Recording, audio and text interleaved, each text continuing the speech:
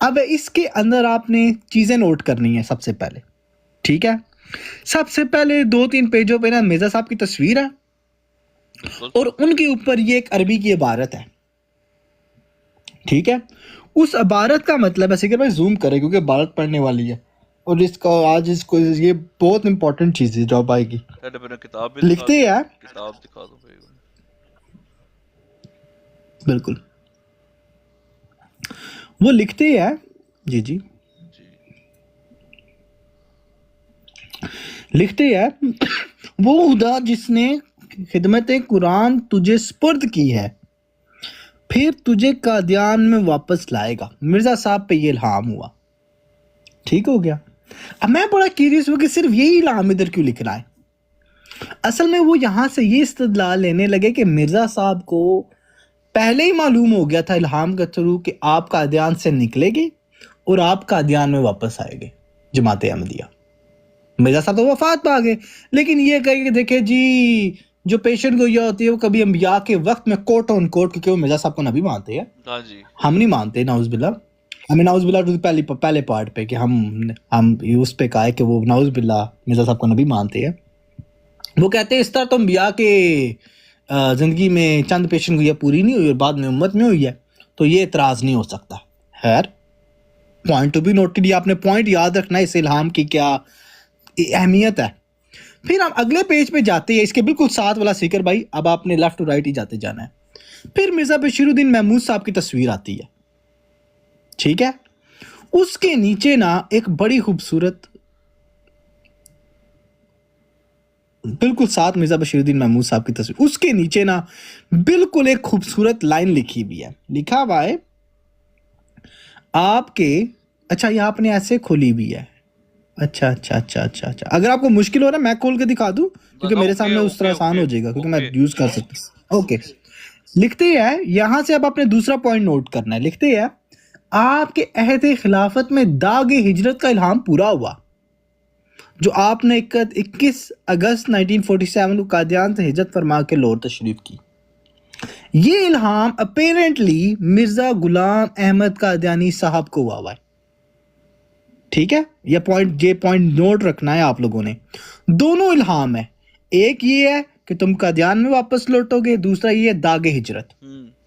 जी मिर्जा साहब ने prediction of Pakistan की थी, तो लो जी जमात तो पहले कहती पाकिस्तान बनेगा, तो बल्ले बल्ले बल्ले पाकिस्तान के बनाने में जमात का किरदार, यही एक नजरिया दिया जा रहा है सिकर भाई, राइट। बिल्कुल। लेकिन रियलिटी आपको भी पता है 1947 तक जमात अगेंस्ट रही है, ठीक हो गया। अब मैं बड़ा इंटरेस्टेड था इस किताब को पढ़ने में। अब आप आ जाए इस किताब के पेज नंबर 15 पे, वो जो पहला टुवर्ड राइट साइड पहला पेज है।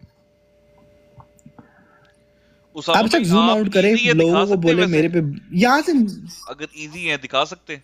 मैं दिखाना चाहता हूँ क्योंकि लाइफ इजी। यस मैं दिखा देता हूँ। आप कंटिन्यू करें जरा, मैं आ रहा हूँ, आप करें जरा पढ़ा। अच्छा अब यहाँ पर आपने कुछ चीजें नोट करनी है, ठीक है। ये किताब है, साफ नजर आ रही है आपको। अच्छा यहाँ पे लिखती है 18 सितंबर 1994 में मिर्जा साहब को इल्हाम होता है दागे हिजरत। अब ये मेरे भाई आपने ये नोट करना है कि होने का लगा आगे, ठीक है। उसके बिल्कुल आगे लिखते हैं कि मुद्दत हुई कि कोई 25-26 साल का अरसा गुजरा है, एक दफ़ा मैंने ख्वाब में देखा कि एक शख्स मेरा नाम लिख रहा है। देखिए हम इसको ऐसे करते ताकि आपको भी नजर आए साफ। एक मिनट रुके, एक शख्स मेरा नाम लिख रहा है, यार तो बड़ा मोटा हो गया, एक मिनट रुके, इसको जरा थोड़ा सा बारीक करे। अच्छा एक शख्स मेरा नाम लिख रहा है, ठीक हो गया। आधा अरबी में है आधा अंग्रेजी में है, ठीक है। अंबिया के साथ हिजरत भी है, लेकिन बाज रोया नबी के अपने ज़माने में पूरे नहीं होते और बाज औलाद या किसी मुताबे के ज़रिए पूरे होते हैं। मसलन आप सल्लल्लाहु अलैहि वसल्लम को कैसर व किसरा की कुंजिया मिली थी, तो वो ममालिक के हज़रत उमर रज़ी अल्लाह अन्हु के ज़माने में फ़तह हुए थे।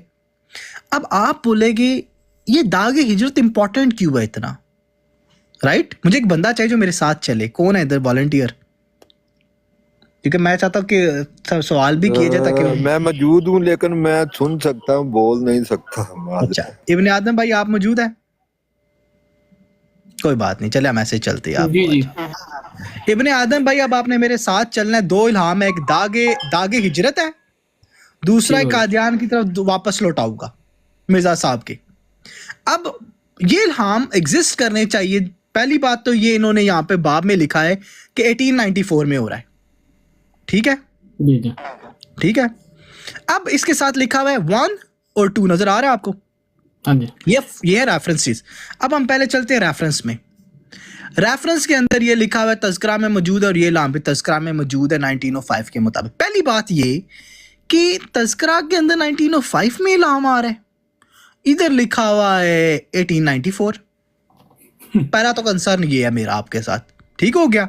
ठीक अब हमने क्या किया कि हम पहुंच गए तज़किरा में। एक मिनट, हम पहुंच गए तज़किरा में, रुके चले मैं यहां से शुरू। हम पहुंच गए तज़किरा में, ठीक है। लिखा हुआ 1894, ये लिखा हुआ दागे हिजरत, नजर आ गया आपको? अब मैं आपको मजे की बात बताता हूं, आप नोट कर ले, ये बात बड़ी गौर की तलब बात है। तज़किरा में जब भी इल्हाम आता है ना, उसके साथ साइटेशन होती है कि कहां से इल्हाम आया है। देख रहे हैं, अंजाम आतम पेज नंबर 10 रूहानी खजाइन, इसके साथ कोई रेफरेंस ही नहीं है, पता ही नहीं है इल्हाम कहां पर है। नोट किया है? जी जी इल्हाम चेप दिया गया है, उसकी सोर्स ही नहीं पता जमाते अहमदिया को, वाह क्योंकि हमने पाकिस्तान को बताना है कि जी हमारे पास इल्हाम है पाकिस्तान की हिजरत का। ये पॉइंट मिल गया आपको?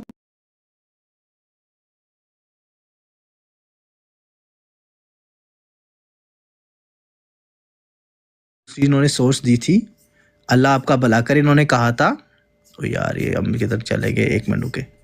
ये इन्होंने कहा है, अच्छा ये इन्होंने कहा है कि ये लिखा हुआ है अल-हकम 8 सितंबर 1905, ठीक है। हम चले गए अल-हकम में, एक मिनट रुके, हम चले गए अल-हकम में घूमते फिरते, ठीक है। अब अल-हकम पढ़ने वाला चीज़ है, यहाँ पे हेडिंग है, देख रहा है चाहिए वाले भाई भी आगे। अच्छा यहाँ पे लिखा हुआ है ताज़ा इल्हामात और मकशफात। मैं बड़ा इंटरेस्टेड हूँ, हमने पढ़ना शुरू किया जी इस बारे में। लिखते हैं 7 सितंबर 1905 में, ठीक है। एक कागज़, अच्छा लिखा हुआ है एक कागज़ दिखाई गया, जैसा कि मिट्टी ऑर्डर का फार्म, मनी ऑर्डर का फार्म होता है। सामने इसके पास कोई 15 रुपए रखे हुए थे। इस कशफ की थोड़ी देर बाद 15 का एक मनी ऑर्डर आया। अब आगे सुनिएगा दूसरा इल्हाम। एक कागज दिखाई दिया, इस पर यह इल्हाम लिखा हुआ था, आतिश निशान। फिर आता है अगला इल्हाम। फिर एक कागज दिखाई दिया, इस पे लिखा हुआ था मुस्लिल अरब और मिस्रुल अरब, ठीक है। वाह अब इसकी तशरीह मिर्जा साहब करने लगे हैं यहाँ पर हिजरत में, सुनते जाएगा। आ जाके इल्हाम मसीरुल अरब का जिक्र था, फरमाया उसके ये मायने हो सकते कि अरब में चलना है। हिजरत कहाँ पे करनी है? पाकिस्तान जाना। इल्हाम की तफसीर क्या है? अरब, अरब में ठीक हो गया। शायद मुकर्रर हो कि हम अरब जाए। मुद्दत हो गई, अब वो इल्हाम दोबारा कोट होने लगा। मुद्दत हो गई कि कोई 25-26 साल का अरसा गुजरा है। मैंने एक दफ़ा ख्वाब में देखता हूँ कि एक शख्स मेरा नाम लिख रहा है, जो आधा नाम अरबी में आधा नाम अंग्रेजी में। वही बात आ गई, अंबिया के हिजरत के दौर में पूरा नहीं होता है। कहाँ पे बात लिखी हुई है? ये बात लिखी हुई यहाँ पर। इसमें दागे हिजरत कहाँ पर है? और बात तो की जा रही है हिजरत करनी है अरब की तरफ। बिल्कुल इल्हाम गायब है, इन्हें पता ही नहीं है कि इन्होंने ये डेट कैसे चुनी है। सवाल ये है, अगर आपको इब्ने आदम भाई सोर्स नहीं पता इल्हाम की, तो आपने डेट पे आप आए कैसे है? वैलिड पॉइंट है, वेरी ये गुड। बेसिक जबकि इसे पॉइंट पता आपको ही नहीं देता है। है, बिल्कुल ये एक बेसिक पॉइंट उठाता है कि मिर्जा साहब के इल्हामात का जो तज़किरा है और इल्हामात है और उनकी नौयत, उन पे ट्रस्ट नहीं किया जा सकता एट ऑल। जमात अहमदिया खुद से चीजें बीच में ऐड करती है। अब आप बोलेगे, और ये तस्करा के अंदर 1905 के अंदर वो इल्हाम जो मैंने आपको दिखाया मसीहुल अरब, और इसके अंदर वो रेफरेंस जहां से मैंने निकाला है। अब मसला ये है कि इसकी सोर्स कहाँ पे है, ठीक है। अब हम आपको लेके चलती है 1947 10 दिसंबर। क्या ये पाकिस्तान बनने के बाद की डेट है? 19 बिल्कुल 1947 10 दिसंबर पाकिस्तान बनने के बाद। आज ये क्या लिखा हुआ है? दागे हिजरत का इल्हाम कहाँ है? वाह, आप नहीं पता? पता ही नहीं इल्हाम कहाँ पे है। पहला एडिशन 19 ये 19 ब्रॉड में पे बना है। हैंग हो रही है शायद, आवाज बहुत खराब आ रही है। हाँ सॉरी, मेरी आवाज बहुत खराब आ रही है यार, एक मिनट अब रुके। अब देखे, अच्छा मुझे फौरन बता दिया करेगा जब मेरी आवाज सही ना आए, ठीक है। से वो कहते हैं कि आप सोचने की बात है पाकिस्तान गया बन। अब इन्हें बताना था कि हमने तो पाकिस्तान के हम बहुत बड़े सपोर्टर्स हैं, लिटरेचर समथिंग एल्स कहता है। अब इन्होंने कहना शुरू कर दिया कि देखिए जी हमने तो पाकिस्तान के बारे में पहले से ही पता था हमें, ठीक है। उस बारे में इन्होंने कहा कि देखो जी हमारे पास एक नाम है दागे हिजरत, हमें नहीं पता कि वो कहाँ पर है, तज़किरे में नहीं है, ठीक है, लेकिन जमात में शाया और मुतारफ है, ठीक है। अगर जमात में शाया और मुतारफ है तो आज 2025 खत्म हो रहा है और आपको अभी तक इस इल्हाम की सोर्स नहीं मिली, तो इल्हाम पे तज़किरे में कैसा है? लोगों से झूठ बोला गया, ये इल्हाम खुद छापा गया, खुद छाप के अंदर डाला गया और कहा लो जी पाकिस्तान हमने बनाया, लो जी हमें तो पहले पता था।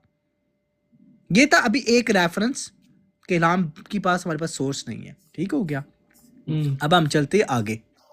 इसके अंदर आगे ना प्यारे मोहतरम ना एक बड़ी खूबसूरत बात करने लगे। लिखते हैं कि हजरत साहबजादा मिर्जा बशीर अहमद साहब ने तकरीर हिजरत से 9 साल कबल 26 अप्रैल 1938 को बशीरुद्दीन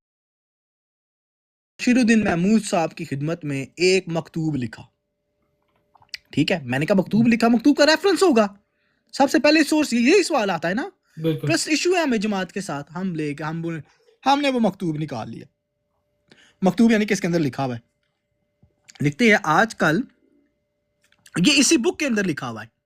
लिखते हैं आजकल मैं तज़किरा को यानी कि मुतालिया कर रहा था और मुझे कुछ इल्हामात से ऐसा महसूस होता है कि शायद जमात को ना आर्जी तौर पर मरकज़ी सिलसिला से निकलना पड़ेगा। ये मकतूब लिख दिया थी 26/4/1938 और साथ सोर्स दे दी 4 नंबर, फुटनोट 4 आ गया, ठीक है। अब मैं इस पे आता हूं तो आपने मुझे अब मौका देना है, ठीक है। अब उसके बाद होता ये है कि उसके बाद मिर्जा बशीरुद्दीन महमूद साहब खत लिखते हैं नोट नंबर 5 में। वो कहते हैं मैं तो ये बात 20 साल से कह रहा हूं। ये बात कब हो रही है? 1938 में, और 1947 में कह रहे कि सुलह हो जाएगी। मुझे अल्लाह तक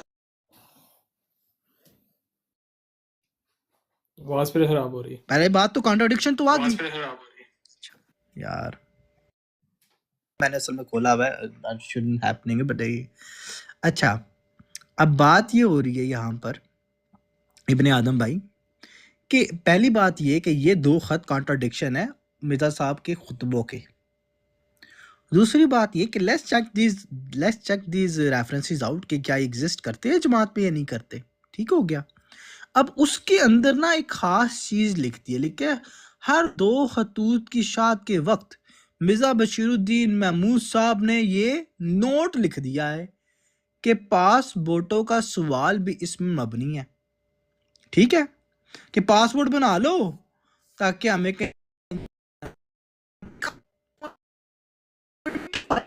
हाँ भाई कम बड़ा खराब है, बिल्कुल समझ नहीं आ रही।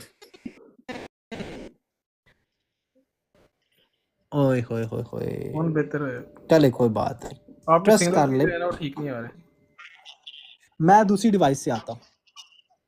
मैं दूसरी डिवाइस से आता हूँ, उधर से बात सही आएगी। असल सिर्फ मौत इसी डिवाइस को पढ़नी है, रुके मैं आता हूँ।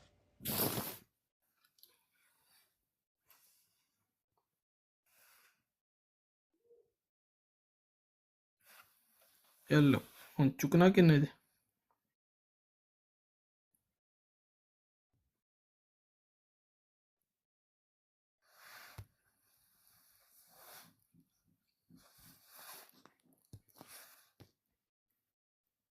क्या जे बंदे हैं मॉडरेटर है फिर ठीक।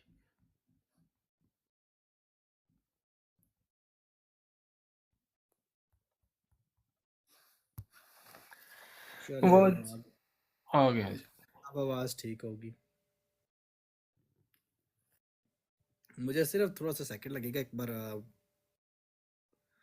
अच्छा अच्छा, अब ये ज़रा मैं यहाँ पे रख रहा हूँ क्योंकि अब मैं कोई आईपैड यूज़ कर तो मुझे देख। अच्छा, अब आप आवाज़ सही आ रही है? जी जी अब ठीक आ रही। अच्छा, अब आपने नोट करना है कि ये 2 खत लिखे गए हैं। एक लिखा गया है 38 में, दूसरा खत लिखा गया है ये भी 38 में। ठीक हो गया? इसके अंदर आगे वो लिखते हैं 2 खतूत की इशाअत के वक्त एक नोट डाल दिया गया था। ठीक है? नोट। अब नोट भी तो उसी दिनों का होना चाहिए ना इब्ने आदम भाई? जी बिल्कुल 1938 का होना उसी चाहिए। टाइम का ही होना चाहिए बिल्कुल। नोट निकला 1948 का। 10 साल खा गई। पहली बात, ये 10 साल का बताया क्या किया है। ठीक है? अब हम चलते हैं इन नोटों की तरफ। ठीक है? हुआ क्या है, ये मैं आगे आता हूँ, उसकी बात करता हूँ इन नोटों की। अब हम नोट की तरफ चलिए। यहाँ पे दागे हकीकत आ गई। नोट कहाँ पे गई है, लेटर्स की बात करते हुए। ठीक है? अब जी हमने वो साइटेशन निकाली, 3 साइटेशन दी हुई इन्होंने, 3। ठीक है? तीन डिफरेंस रेफरेंसेस हैं। सारी जी जी जी 3 डिफरेंट लोकेशंस पे है ये। हाँ जी, जो उन्होंने दी हुई है 3 4 हम्म, 5 6 7, हम्म। सारी कौन सी है? 25 में 1948। एक भी 1947 की पहले की नहीं दी हुई। नोट किया आपने? 19 एक मिनट जरा पीछे कीजिएगा थोड़ा सा कर्सर 1938 48 सॉरी 1948 1948 47 की कुछ नहीं है बिल्कुल बात की। लिखा हुआ 38 को खत है। हवाला किसका दे रही है? 48 का 48 का पाकिस्तान बनने के बाद हिस्ट्री चेंज की जा रही है। अच्छा, फिर क्या हुआ? फिर हम्म हम चले गए ये खोलने। देखिए हम लोग तेज लोग हैं। पहली बात तो इस सवाल का जवाब दिया जाए, अल फजल 1948 का 1938 होता है। पहले इसका जवाब दिया जाए। ठीक है? हम 25 मई 1948 पहुंच गए। ठीक है? सही है। उसके अंदर हमें ये खत मिल गए। ठीक है? लेकिन इस खत की जो डेट्स 1947 से पहले इसका कोई वजूद नहीं मिल रहा अभी तक हमें। कोई वजूद नहीं मिल रहा।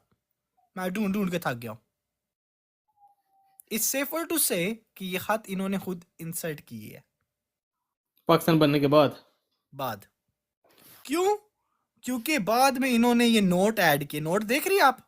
बिल्कुल नोट 22 मई 1948 और यहाँ पे क्या लिखा हुआ है ये देखिए 38।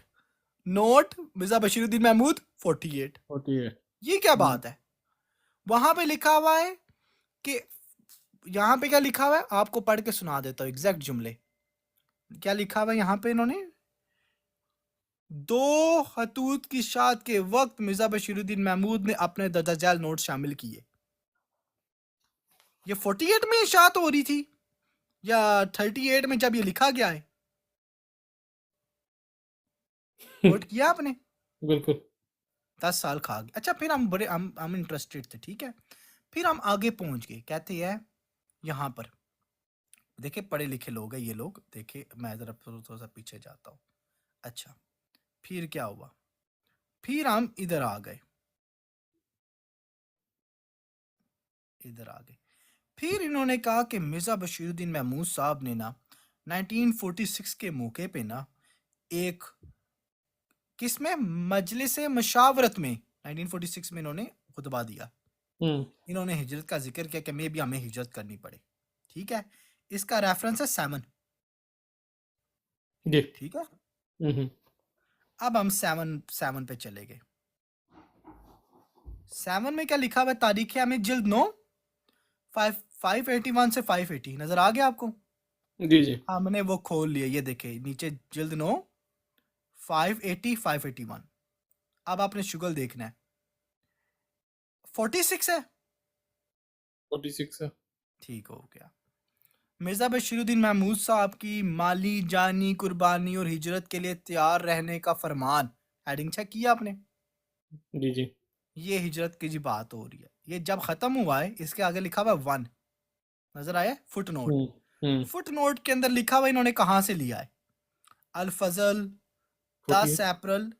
ये क्या लिखा हुआ है? 62 जरा नजदीक करना जरा इसको, पढ़ा नहीं जा रहा इतनी। नजर आ रहा है आपको? काफी 6 है, ब्रीफ। 4 नहीं है, 3 नहीं है, आहा राइट? ये ले आपको जरा और जूम करता हूँ। अच्छा एक मिनट, क्या अब नजर आ रहा है आपको? 1962 बिल्कुल। तो मुझे एक बात बताए, मशावरत की जा रही है 46 46 में, छपी जा रही छपी जा है रही है 62 में। 62 में। वाह ਤੁਹਾਡੀ उम्र जइयो तो हम पहुंच गए, हम पहुंच गए 62 में। 62 ठीक है, देखे देखे, हमें खुतबा मिल गया, उसके अंदर मौजूद है। ठीक है, उसके बाद पहले तो हम गए 1946 में। ठीक है, ठीक है, मुशावरत तो ये है। अब मजे की बात सुने अब आप, ये हेडिंग है इधर, ये कब है? 62 में 10 अप्रैल नजर आ रहा है ऊपर, ये ये ये हेडिंग है। ठीक है, अब यहां पर इन्होंने डेट क्या लिखी हुई है? 21 अप्रैल 46। मैं यहां से 46 में पहुंच गया इस्लाम पे। देखे 46 अप्रैल 21 में अल-फजल नहीं है, 22 में नहीं है, 23 में नहीं है। मैंने 23 से लेके 30 तक देखा है, उसके अंदर मौजूद ही नहीं है, मौजूद ही नहीं है। मैंने सारे खोल के देखी है, ये राइटिंग मौजूद ही नहीं है। कैन यू बिलीव इट इब्ने आदम भाई? भाई इनके लिए हर चीज बिलीव कर लेनी पड़ेगी, क्योंकि मसला ये है कि रेफरेंसेस मौजूद नहीं है, लिखे हुए हैं, अब थ्रो किसने जाके चेक करना है? ये पॉकेट बुक खोल के बैठ जाती है। वो जैसे वो पाकिस्तान भाई थे जी, मैं पढ़ रहा हूँ पाकिस्तान में और जमात अहमदिया का किरदार, एक किताब लिखी हुई है 99 पेजों की, तो बस चलो जी, चलो चलो चलो। कभी वैलिडेट किया है चीजों को जाके? ये था एक पहलू कि आपके यहाँ रेफरेंसेस नहीं मिलते। ठीक हो गया। अब हम चलते हैं इधर, देखिए जी, मिर्जा बशीरुद्दीन महमूद ने भी यही काम किया है साहब ने। ये उनकी किताब है नवारुल अलूम। ठीक है, मैं जरा से कर लिखते हैं, हमारी हिजरत के मुतालिक पहले से ही पेशन गोई मौजूद थी। अगर ये पेशन गोई पहले से मौजूद ना होती तब बात कोई और होती। हम तो देखते हैं कि पेशन गोई सराहतन मौजूद है, और मिर्जा साहब का इल्हाम है दागे हिजरत। चेक किया, पता ही नहीं दागे हिजरत है भी या नहीं है, जिसका सिर्फ मतलब ये है कि हम कादियान छोड़ना पड़ेगा।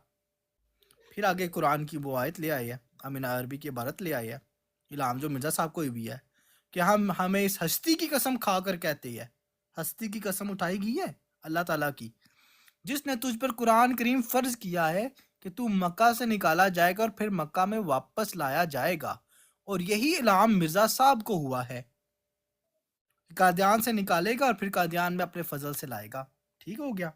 अब आपने शुगल देखते जाना। फिर आती है इधर, कहते मैंने 1941 में एक रोया देखा जो 21 जनवरी 1942 के अल फजल में शाया शुदा है।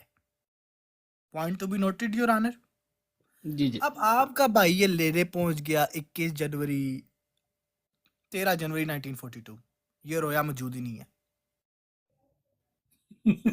रोया जो था ना, ये रोया थी, ये इधर नहीं आएगा। पब्लिश्ड है, उन्होंने क्या पब्लिश है।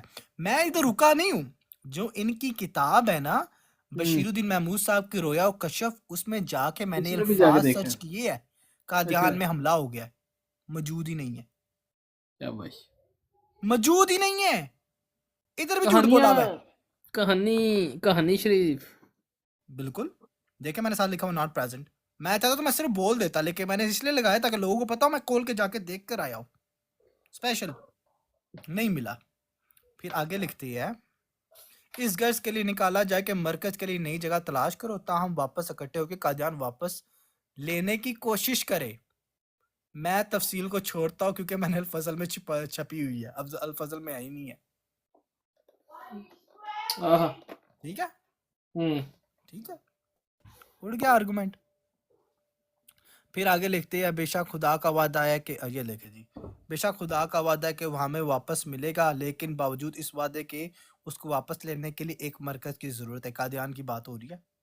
जी जी, फिर लिखते हैं, मिर्ज़ा साहब पे ये इल्हाम हुआ है, किताब कादियान वापस जाएंगे। और बस फिर हम आगे चलते हैं। ये अब इस इल्हाम की बात करने लगा हूँ। मिर्ज़ा साहब को इल्हाम हो गया कि वो खुदा जिसने खिदमत कुरान तुझे सुपुर्द की और फिर तुझे कादियान वापस मिलेगा। ठीक है, अब हम चलते हैं इस पे। अब जमात के साथ जो मसला है ना वो ये है कि जमात इल्हाम एक इल्हाम को 200 जगह पे लोगों पे ना थोप देती है।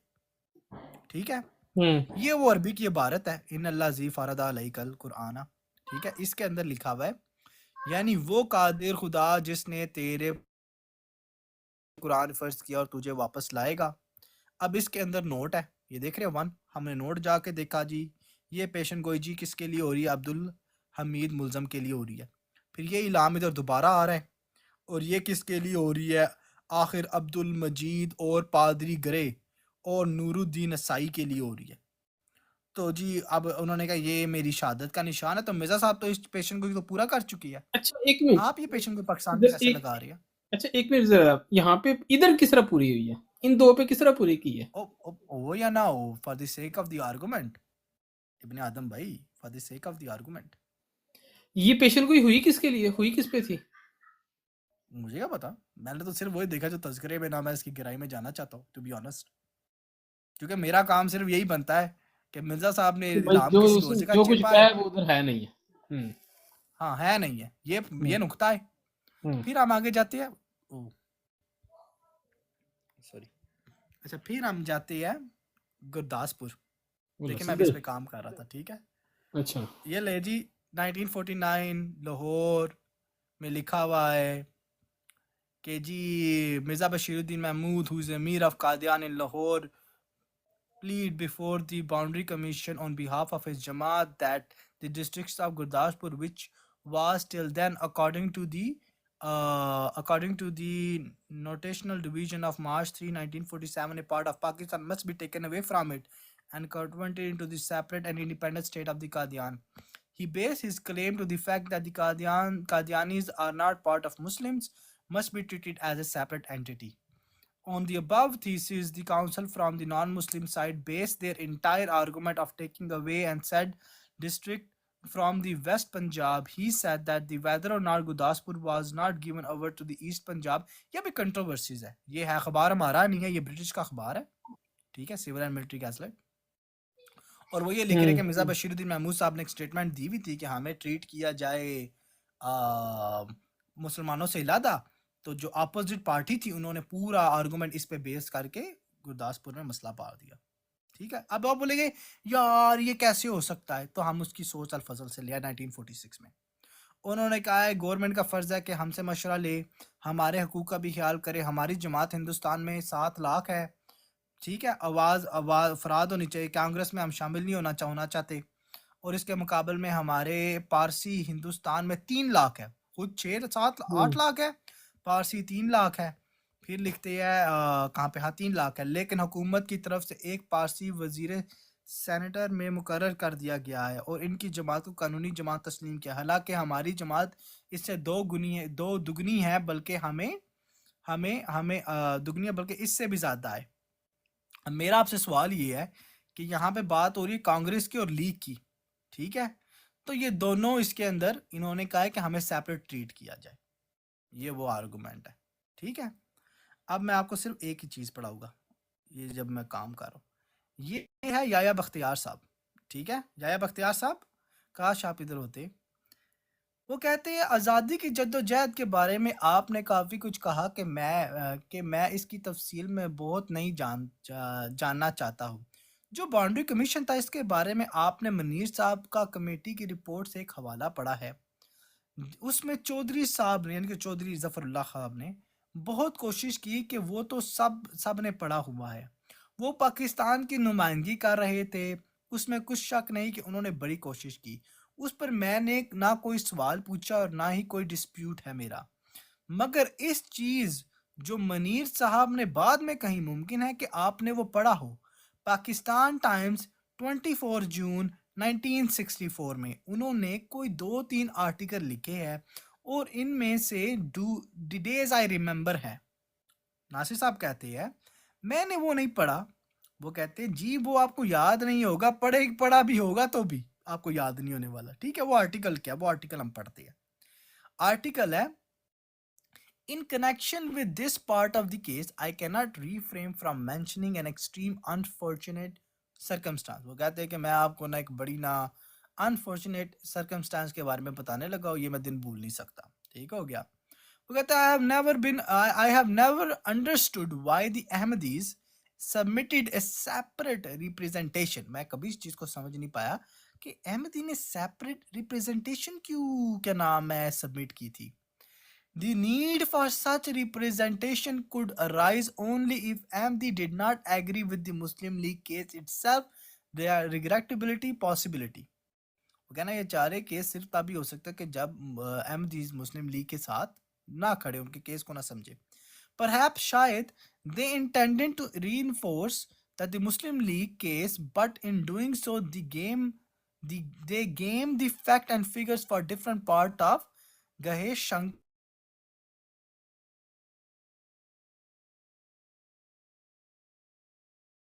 In the river. अब ये वो बात होना शुरू हो गई यहाँ से कि इन्होंने जो अपने डिफरेंट रिप्रेजेंटेशन दी थी उसकी वजह से जो अपोजिट पार्टी थी उसने कहा था कि गुरदासपुर में मेजॉरिटी मुस्लिम की नहीं है, मेजॉरिटीज उनकी है, नॉन मुस्लिम्स की है। अगर अहमदीज को निकाल दिया जाए तब बुझे क्यों?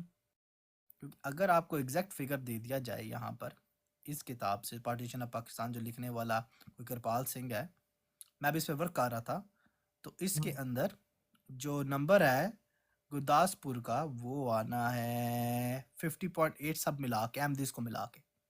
अगर अहमदीज निकाल दिए जाए तो this will be a huge blow to the argument and this is it, this is where we stand. लेकिन सबसे बड़ी बात इसमें यही है मेरे भाई कि जमात अहमदिया ने ट्रक की चीज़ों बत्ती को पीछे छुपाया लगाया। है और आपको रेफरेंसेस नहीं मिलते। So don't trust anything they give you, always double check. They lie on Mirza साहब इल्हाम। खुद इल्हाम मिला हुआ नहीं है, कोई डेट नहीं पता, तो तज़किरे में डेट भी डाल दीजिए, मुझे हमें हुआ 1894 पे। ये एक मेन करक्स है इसका। यानी कि इसको समराइज किया जाए तो कुछ इस तरीके से है कि ये सुनाते हैं इनको कहानी शरीफ और ये जाके उसको फिर पॉकेट बुक से पढ़ पढ़ के पागल हुए फिरते हैं। अभी ये जो सीक्वेंस आपको दिखाया गया है और आपको उस जगह पे पहुंच कर दिखाया गया है कि यहाँ पे आपको रेफरेंस दिया जा रहा है। उस रेफरेंस के अंदर एक तो जो मेन जो था, क्या नाम था उसका, हिजरत क्या था, मुझे नाम भूल गया उसका, दागे हिजरत इल्हाम, दागे हिजरत, उसका उसकी डेट ही कोई नहीं है, उसका कोई अता पता ही नहीं है ये कब हुआ, कहाँ से आया ये वाला इल्हाम। और फिर उसको चेपना शुरू किया हर जगह के ऊपर जहाँ पे ये 1938 में हुआ, ऐसा ही है। जी कहते हैं कि इल्हाम हुआ हुआ 1894 1938 नहीं 84 19 खत 38 की है, खत 38 का, सॉरी, ठीक है। इल्हाम हुआ है 1984 में, खत है 1938 का, और उसको 1948 के अंदर पब्लिश कर रहे हैं और हवाला दिया जा रहा है 1962 का 2 का, और 1960 और हवाला किसका दे रहे हैं 1938 का, और 1962 में वो है ही नहीं। है ही, वो बात लिखी हुई है, वो बात लिखी हुई है लेकिन हवाला उधर नहीं लिखा हवाला हुआ। दिया हुआ है 1938 का। जब आप 38 खोलते तो उधर वो चीज नहीं अच्छा लिखी। हाँ, जहाँ पे 38 खोल रहे हो वहाँ, सॉरी 62 में देख रहे हो तो 38 का हवाला दिया जा रहा है, 48 की बात ही कोई नहीं। बिल्कुल। हाँ और जब 38 खोलते हो तो उधर लिखा हुआ ही कुछ नहीं है, वो बात ही नहीं लिखी। इसको हम एक जुबान में बोलते हैं ਤੁਹਾਨੂੰ ट्रक दी बत्ती पीछे ला छड़िया जे। यानी ठीक है। आपको एक ट्रक है, उसकी जो लाइट है ना उसके पीछे लगाया है, जाओ पकड़ो जाके उसको, ना आपके वो आपके हाथ आनी है, ना आपकी वो दौड़ खत्म होनी है, तो आप वही लगे हुए करने। तो तहकीक करने वाले वो हजरात जो आके यहाँ पे कहते हैं कि हम तहकीक करके हुए हैं, उनको ये झूठ बिल्कुल झूठ नहीं लगेगा, क्योंकि भाई ये तो कह देंगे वो प्रेस की गलती हो गई, वहाँ पे ये वाली बात मिस प्रिंट हो गई। तो ये कहानी शरीफ तो इनको, इनके इनके जो दिलों पे वो मोहरें लगी हुई हैं ना, वो मुश्किल से जाएंगी। लेकिन वो जो लोग वाकई इस कल्ट से निकलना चाहते हैं और वो सोचते हैं कि भाई देखें कि ये किस तरीके से हो सकता है कि जिस कादियान की बात की गई थी कि यहाँ से निकाला गया तो वापस भी मिलेगा, सिर खोती का वापस मिलेगा आपको सर। आपकी किस्मत में ना तो रबवा है, ना ही आपकी किस्मत में कादियान है। आप उधर भी जलील होते हैं, आप इधर भी होते हैं, और आप जहाँ पर बाहर बैठे हुए हैं ना, जिस मुल्क के अंदर आपका खलीफा बैठा हुआ है, वो भी वहाँ पे इजाज़तनामा लेके बैठा हुआ है। ये पहले खलीफा देखे हैं हमने जो कि अपने दुश्मनों से और उनसे जिनको ये दज्जाली कहते हैं, उनसे इजाज़त लेके बैठते हैं वहाँ पे। कोई काम करना है तो उनकी इजाज़त से होगा, मरोगे भी तो उधर दफनाए भी उनकी इजाज़त से जाओगे। वो ज़मीन ही आपकी नहीं है, वापस तो आपको कादियान सर खुदी का मिलना है।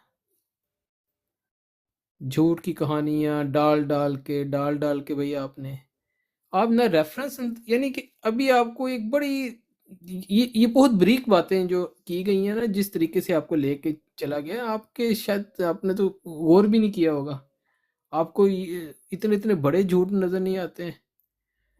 साहिल भाई जरा वो वाला अब देखें, ये जो इनके ऊपर जो रामा इकबाल साहब के ऊपर इनकी जो कहानी शरीफ जो इनकी जो चलती है, फिर उनके जो अल्फाज हैं, वैसे मुझे वो अल्फाज बड़े पसंद आए। मैं कहता हूँ कि सही तर्जमानी, वो जो असल आप पहचान लेते हो ना, जो इनके साथ थोड़ी देर बैठता है उसको समझ ज़रूर आ जाती है कि ये है किस किस्म के।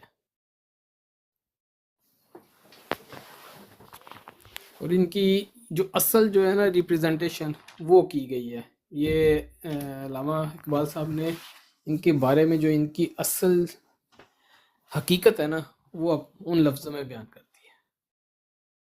बिल्कुल। I think what he achieved today, what we achieved today, in terms of Allama Iqbal, in terms of कायदे आज़म मोहम्मद अली जिन्ना, आप देखा जाए कोई छोटे नाम नहीं है। इलामा इकबाल, कायदे आज़म Mohammad Ali Jinnah, they are not so small random people. ये क्या नाम है, इनकी सोच, ये लोग इन्फ्लुएंस आज भी रखते हैं पाकिस्तान पर। आज के जो यूथ है, इलामा इकबाल का लिटरेचर उनके लिए एक बहुत बड़ा खजाना है। और जब वो यूथ सुनेगी, देखे जी इलामा इकबाल ने ये बातें की हुई है कि जमात अहमदिया इतनी अच्छी, देख रहा है इस्लाम, जाओ कादियान में, they will like what. I mean उस चीज को एड्रेस करना इज वेरी इंपॉर्टेंट, जो एक रॉन्ग मैसेज जाता है। और इसकी मिसाल इब्ने आदम भाई ऐसे कि आपने सुना नहीं, इनको कहते हैं किसी भी चीज पे ले ले, बस थोपी जानी है बात कि हमने ये कर दिया, हमने वो कर दिया। In reality when you go check the facts, there is nothing concrete behind it. Usma भाई एक चीज़ मैं यहाँ पे ऐड करूँगा कि आपने सुना होगा कि कोई यानी कि घिरते हैं शहसवारी मैदानों में। जो घिरना है ना कोई बड़ी बात नहीं है, आप डिस्ट्रैक्ट हो सकते हो। आपको एक आदमी गलत पोर्ट्रेट, बड़े बड़े नौसरबाज बैठे हुए हैं, वो आके आपको दूसरी तरफ एक गलत चीज़ दिखा सकते हैं। और यही चीज़ आप देखिए कि जब इलामा इकबाल साहब के वालिद को एक, यानी कि उस ज़माने के अंदर आपको पता है कि किस तरीके से चीज़ें बाहर एकदम लोगों को कोई मीडिया तो है नहीं था, कोई इस किस्म की चीज़ नहीं थी कि फौरी पहुंच जाती अंदर का दजल। तो आप किसी जगह पे बहक जाते हो। लेकिन जो होता है ना जिसके साथ अल्लाह की मदद है, जिसकी नीयत ठीक है, जिसको वाक़ई अल्लाह ताला हिदायत देता है, वो बंदा बड़ी जल्दी उसमें बच जाता है। और अल्लामा इकबाल साहब ने वो बच गए इस कलट से। अपने वालिद को भी बाहर निकाला और इस कलट के बारे में जो चीज़ बताई, इस यानी कि इस सिस्टम के बारे में जो बताया, इन लोगों की ज़हनियत के बारे में जो लोगों को बताया, अल्लामा इकबाल साहब जो मुफ़क्कर हैं वो खाली यूथ के नहीं है, मैं कहूँगा आज के यूथ के लिए, जो ये उलमा उनको क्या कहते हैं अपने अंदर कोट करते रहे हैं। डॉक्टर सिराज साहब बहुत बड़े फ़ैन थे अल्लामा इकबाल साहब के। और अल्लामा इकबाल साहब ने जिस तरीके से क्या कहते हैं अपनी शायरी के अंदर, ठीक है, वो एक यानी कि वो शायर थे, उनकी एक अपनी तरीके से रिप्रेजेंट करने का एक अपना तरीका था। लेकिन उनकी जो डीपली उनकी अंडरस्टैंडिंग थी ना, मैं कहूँगा कि कई कई यहाँ पे मुफक्कर इस किस्म के लफ्ज़ भी इस्तेमाल करते हैं कि अगर आपने शायरी में उसकी तफसीर देखनी है ना कुरान पाक की, तो अल्लामा इकबाल की आप शायरी देख लें। अब की मोहम्मद से वफ़ा तुमने, मैं कहता हूँ इसके अंदर आपने दरिया को कूज़े में बंद कर दिया है। आशिक़ रसूल जितने भी हैं, वो अल्लामा इकबाल साहब की आप इस शायरी को पढ़ें तो आपको पता लग जाएगा कि भई आपकी कहाँ से दिल की गहराइयों से चीज़ें छोटे लफ्ज़ों में, छोटी बात 2 लाइनों के अंदर आप एक बहुत खुला जो पैगाम है वो पहुँचा रहे हो। उन्होंने भी इनके बारे में ये बोल दिया। ये छोटी बात नहीं है। उसामा भाई, अल्लामा इकबाल साहब, कायद-ए-आज़म, ये छोटी हस्तियाँ नहीं हैं। बेशक। इनका पैगाम जो है वो मायने रखता है। इसी क्या वजह से कहें? लोग मिसयूज करते हैं। यही यही आज साहिल भाई ने बताया कि ये ऐसे ये लगते हैं बज़ाहिर छोटे छोटे टॉपिक्स है, लेकिन ये वो टॉपिक्स है जो एक आम इंसान के जहन में बीज बोने का काम करती है, और उस बीज को बाद में ये पानी देते डिफरेंट डिफरेंट डिमेंशन से। देखिए, उन्होंने भी यही कहा था कैसे हो सकता है, all of those questions in reality foundation he wrong है। लेकिन जब उन्होंने पहचान लिया, देखिए मैं वही चीज़ बताने की कोशिश कर रहा हूँ यहाँ पे बाकियों को, ये जो सुन रहे हैं इधर उधर बैठ के, कि जब आप ये चीज़ देख रहे हो ना कि अल्लामा इकबाल साहब ने शुरू में ये कह दिया, तो जब उन्होंने पहचान लिया इस कल्ट के बारे में, तब क्या कहा, यानी कि गिरना कोई बड़ी बात नहीं है, गिर के उठना बड़ी बात है। आपको धोखा दे दिया, आप धोखे में आ गए हो, तो आप जब देख लिया कि भाई ये कल्ट है, यानी कि जब इस कल्ट के अंदर जाके वापस आना, वो तमाम लोग जो इस मर्ज़ियत के अंदर फंस गए और फिर वहां से निकलते हैं ना, वो बहुत बड़े मुजाहिद हैं, वो बहुत बड़े क्या कहते हैं हिम्मत वाले हैं। क्योंकि कल्ट में फंस जाना बड़ी बात नहीं है, आप गुमराह हो सकते हो, आपके साथ शैतान लगा हुआ है, आपको कोई धोखा दे सकता है, आपको गलत इंटरप्रिटेशन आपकी की जा, यानी कोई चीज़ की जा सकती है। लेकिन जब इंसान उससे बाहर निकलता है ना, वो बड़ी हिम्मत चाहिए, उधर ताकत चाहिए, आपको ईमान चाहिए, सच्चा ईमान आपको खींच के वापस लाता है। कमज़ोर ईमान आपके अंदर, उसको आप किसी गलत तरफ चले जाते हो, लेकिन सच्चा ईमान आपको वापस लेके आता है। और ये अल्लामा इकबाल साहब है, ये आम शख्स नहीं है, ये कोई आम शख्स नहीं था जिसके ये अल्फाज हैं। बेशक। साहिल भाई, आप कुछ ऐड करना चाहते हैं? ये वाले भाई, आप जाहिद भाई परेड से बस मैं जरा खाना खा लो फिर करता हूँ। अच्छा, जाहिद भाई इन द हाउस। जी अस्सलाम वालेकुम। वालेकुम वालेकुम सलाम। सलाम। कैसे हम तो हम तो सोच सोच के ना, देख देख के तो कसम से दंग रह रहे हैं कि जिन लोगों के दावे क्या थे और उनकी तहरीरों से क्या निकल रहा है। ये क्या है? ये दजल नहीं है, आवाम के साथ धोखा नहीं है, तो क्या है? हर चीज़ में एक ही चीज़ नहीं है, दुनियावी चीज़ देख लो और इस्लामी रूह से भी देख लो, जो भी इन्होंने किया है, सब लोगों के साथ धोखा, फ्रॉड, और किताबों में कुछ लिखा हुआ है और मुंह में कुछ और बातें हैं। बेशक। अस्सलाम वालेकुम ब्राइट स्टार भाई, कैसे हैं आप? जी वालेकुम अस्सलाम रहमतुल्लाहि व बरकातहू। अस्सलाम वालेकुम, कैसे हैं सारे भाई? खैरियत से हैं? अल्लाह का शुक्र, अल्लाह का शुक्र। आप अल्हम्दुलिल्लाह। क्या हाल है भाई? ठीक ठाक है? अल्हम्दुलिल्लाह, शुक्र अल्लाह का। ये बड़ा ज़बरदस्त टॉपिक है। मैं कुछ चाहता था कि इस पर ब्रॉड लगाई जाए, और मुझे यकीन है कि आपने इस पर बहुत सारे दलाइल दिए होंगे इस टॉपिक पर।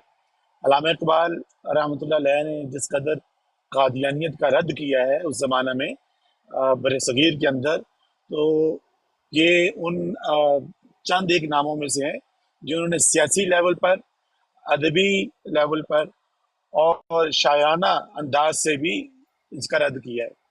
तो सियासी लेवल पर तो इस लिहाज से कि उन्होंने जब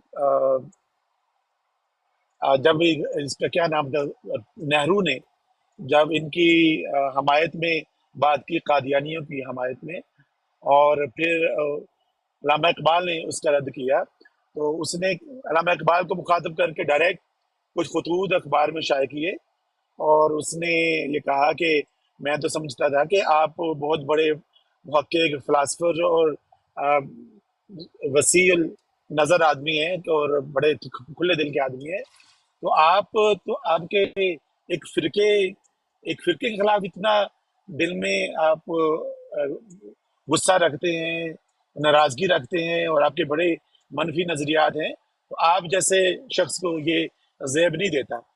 तो उस पर अल्लामा इकबाल ने बड़ा 2-3 खतूत लिखे, वो एक किताबों में शाये हुए हैं, अभी मौजूद हैं। वो किसी दिन मैं कोशिश करूंगा वो आपके सामने, शायद आदि मैं वो आपके सामने पढ़ूं। उसमें इकबाल ने कहा कि जो कादियानी है ये ना सिर्फ इस्लाम के बल्कि हिंदुस्तान के भी गद्दार हैं। हिंदुस्तान के गद्दार इस लिहाज से कि ये अंग्रेज के प्रवक्ता हैं और अंग्रेज की इताअत और उसकी फरमा बरदारी में दिन रात गुजारते हैं और उसी के मिशन को आगे लेकर बढ़ रहे हैं कि मुसलमानों को तकसीम कर रहे हैं और उन एक दूसरे को, मुसलमानों के खिलाफ नफरत अंगेजी और ये सारे काम कर रहे हैं। और इसी तरह जो है हिंदुस्तान में भी अंग्रेज की तहत हिंदुस्तान को मुतहद करने की कोशिश कर रहे हैं। ना सिर्फ ये हुर्रियत पसंद नहीं है जैसे कि दीगर मुसलमान हैं, और इस्लाम के गद्दार इसलिए हैं कि ये इन्होंने एक नए नबी को घड़ के इस्लाम में दाखिल करने की कोशिश की है जिसकी गुंजाइश इस्लाम में कतई नहीं है। तो ये बहुत बड़ी स्टेटमेंट थी इनकी। और उसी खतूत के अंदर अल्लामा इकबाल ने यह भी फरमाया कि ये जो जमात अहमदिया है ये मुल्हिद पैदा करेगी, ये इलाहाद को आगे बढ़ाएगी। तो आज हम देख रहे हैं कि उनकी ये पेशीनगोई 100% दुरुस्त साबित हो रही है कि इस जमात से जितने लोग निकलते हैं 90% मुल्हिद हो जाते हैं। अगर इनके अपने नज़रियात को देखें तो वो भी इलाहाद पर मबनी है नज़रियात हैं। कोई शख्स मुसलमान होने की हैसियत से जुर्रत नहीं करता कि अहादीस पर तनकीद करे, अहादीस को का इनकार करे, कुरान मजीद की आयात पर एतराज़ करे, उनकी गलत तशरीह ताबीर करे, कोई उनकी गलत तावील करे, और ना ही कोई ऐसा मुसलमान है जो मोजज़ात का इनकार करे। तो ये सारी वो बातें हैं जो मुल्हिदीन करते हैं और ये इस्लाम के पर्दे में इल्हाद को पेश करते हैं। यही वजह है कि जब इनके लोग भी इस जमात से निकलते हैं तो अक्सरियत उनके मुल्हिद हो जाती है। मैं अभी मेरे सामने इकबाल की नज़म है जहाद, वो मुझे बड़ी पसंद है, अगर आप कहते हैं तो मैं पढ़ता हूँ। आपको अंदाज़ा होगा कि इकबाल ने किस तरह कादियानियत पर इसमें तनकीद की है। और भी बहुत सारी नज़में हैं और जो फारसी में लिखी गई हैं, तो वो मुझे चूँकि अभी मेरे सामने नहीं है, वो भी इंशाल्लाह मैं कोशिश करूँगा वो भी आपके सामने रखूँ और मुमकिन है आप खुद भी उसको तलाश कर सकें। तो इकबाल की नज़म है जहाद। इकबाल कहते हैं, फतवा है शेख का कि ये ज़माना कलम का है, दुनिया में अब रही नहीं तलवार कारगर। ये इकबाल ने वो जो इसने फतवा दिया था कादियानी ने, मिर्ज़ा कादियानी ने, कि जहाद का अब ज़माना नहीं है दोस्तों, अब वो तलवार कारगर नहीं रही और ज़माना कलम का है, वगैरह वगैरह।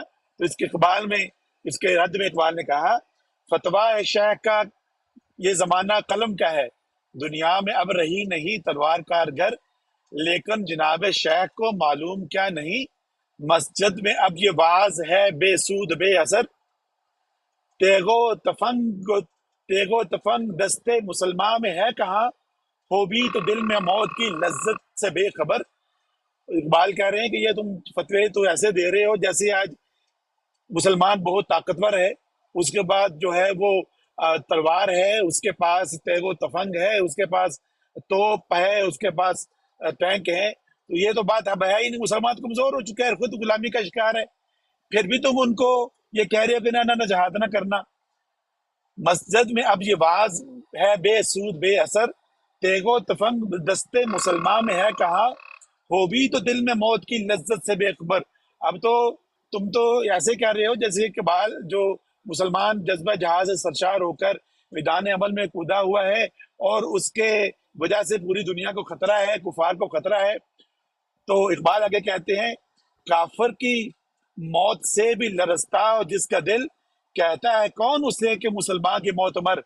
कहते हैं कि अगर तुम्हें ये डर है कि मौत आ जाती है, जहाद की वजह से शहादत मिल जाती है, मौत तो जान चली जाती है, तो इकबाल कह रहे हैं कि अगर काफिर कोई मर रहा हो तो उससे अगर तुम्हारा दिल लर्ज रहा है तो तुम्हें कौन कहता है कि तुम मुसलमान की मौत मर। तुम्हें कौन मजबूर कहता है तुम मुसलमान तुम इस जहाद के रास्ते पर चलो। इकबाल कहते हैं, तालीम उसको चाहिए तरके जहाद की, दुनिया को जिसके पंजाए खूनी से हो खतर।